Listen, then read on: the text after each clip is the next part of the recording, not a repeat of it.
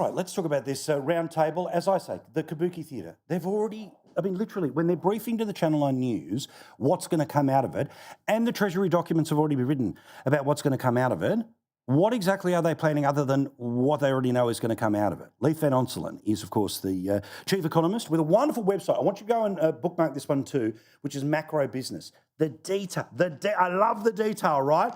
For just the bogan running along like me, I learn every time I have a look at this stuff. Leith, I really appreciate it. And you, like me, a little sceptical of just how much is going to come out of this thing this week. Yeah, 100%, Paul. I think this is going to be a complete farce and a waste of time, like most of these things. And the fundamental reason that it's going to be a waste of time is that the federal government is not going to address the two key challenges that it has with productivity. And, the first one of that is one of the key reasons why Australia's productivity stinks and its living standards have been in decline is because we've grown our population so aggressively via mass immigration. So Australia's population has grown by 8.7 million people so far this century. That's a 46% increase. Mm-hmm. And that's the fastest growth in the advanced world. And this rapid population growth has meant that we haven't been able to provide all the millions of extra workers with extra tools, machinery, and technology. We haven't provided all the millions of extra people extra families we've had with enough homes. And we obviously haven't had enough infrastructure for the 8.7 million extra people who've mostly landed in the big cities. So as a result, Paul, everyone's standard of living has gone down, not up. And Australia's productivity has been harmed because the amount of capital investment per person has actually shrunk. So Australia's actually the worst of both worlds, Paul. Oh, I don't know why we've... Investment. Sorry, mate, we just had a little fade in your microphone there. But again, everyone can see there pretty obviously the green line. That is about the immigration rate, the red line, the labour productivity, and the real GDP per capita. While we keep that up for people to be able to have a look at, Leith, here, and again, we only list maybe 1.5 seconds of what you just said there. Economic reform, all right? I notice in one opinion poll, 50% of people fully back economic reform. Is economic reform a little bit of sort of all things to all people? So for the union, economic reform is work less, pay more. For big business, economic reform is bugger all taxes and easier to sack people? Yeah, pretty much. I mean, it's whatever you want it to be, I guess, to meet the goal that you want. But what it really should be about is boosting the nation's productivity and living standards. And the way you boost productivity is you've got to lift the amount of output per hour of work. And you certainly don't do it by fire hosing in, millions of extra people every decade into our major cities, which dilutes your capital base, makes you less productive, and obviously makes your living standards worse because we can't build enough houses for all these people. We can't provide enough infrastructure, and we just end up more crush loaded with a lower standard of living. And that's unfortunately what Australia's done as we've grown by 8.7 million people this century, the fastest growth in the advanced world.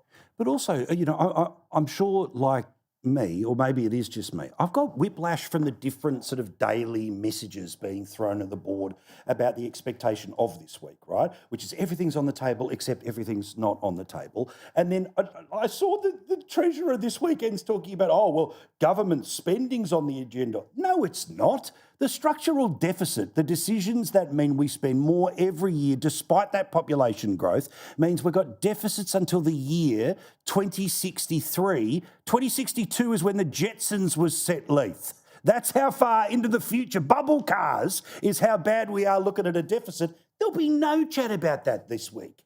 Yeah, and certainly the flip side of that, Paul, is that the states are facing even bigger budget deficits than the federal government. And why that's a problem is the federal government runs this high immigration program because it collects 80% of the nation's tax revenue. So it just sees more people means more income taxes. The problem with it is, Paul, is that the cost of those extra millions of people then falls on the states, who then go into massive debt trying to build infrastructure. They've got to sell all the assets off, and they're just drowning in debt. And the risk is that the state governments are all downgraded, and then that'll actually downgrade the federal budget, because the federal budget's seen by the ratings agencies as the guarantor of the states. And then we end up, the banks get downgraded in Australia, then we all pay higher mortgages as well. So, this is just an absolute economic disaster. And then we have the energy disaster as well on top of that. So, Leith, I mean, look, we'll save it for another time, and I'll save an entire hour for you to answer this question, right? Which is, so how did the normal view that we're having, right, which is about you've got to do this, you've got to do that, get supplanted with whatever this wonky version of things is. How did we get there? Is it just modern monetary theory, which basically was rack up the credit card, it'll never get called in, just became easier because, eating lettuce is less fun than ice cream? Yeah, look, I mean, that's a great question and one very hard to answer. I'd actually put a lot of the blame on unfortunately, the Australian Treasury. Like, mate, the Australian Treasury basically instructs the government to set policy for what's good for the federal budget. And I'm harkening back to it. But the federal Treasury loves high immigration because it boosts the federal budget.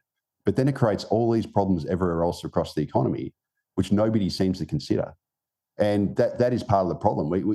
Our entire economic architecture in this country, which emanates from public institutions and our policymakers and et cetera, is just warped. And as a result, we get warped results. That sound you can hear, mate. Standing ovations in living rooms right around the map. Thank you. Appreciate it. Let's have a longer one in the future. Congrats on the site, mate. It is spectacular. Thank you, Leith Van Onselen. All the best, mate.